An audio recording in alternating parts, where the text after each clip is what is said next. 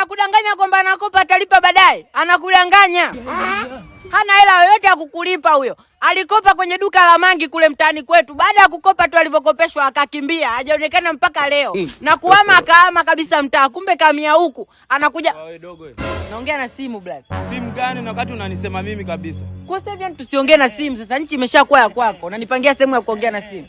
Na aliyokuambia kwamba nimekopa kwa mangi nikakimbia nani sasa kama sio nani? Mimi naongea na simu. Unaongea na simu?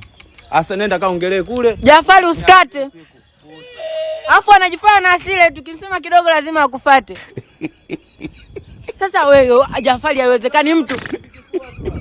haiwezekani mtu na ndevu zako kabisa na umejazia kabisa unakopa eti unamkopa mwanaume mwenzio kwa kisingizio utalipa baadaye. Kama ungekuwa utapata hela baadaye kwa nini usingesubiri hiyo baadaye afu ndo uje ununue kitu? Ndo alivyo huyu, anaenda sehemu anakopa afu anasema taifa baadaye afu anakimbia mtaa. Anahama mtaa. Naongea na simu blaza. Simu gani? Mbona ushaniharibia tayari hapa. Mimi nimekuja hapa nikope nyanya hapa nikapike nile. Haya ushaniharibia, nimepewa pipi kifua sasa. Hizi tunaenda kula wote geto. Sasa tondoke wewe. Jafari umeniponza Jafari. Mimi naongea na simu bwana blaza. Geto kuzira. Ila mdogo Chazi unanifurahisha mie.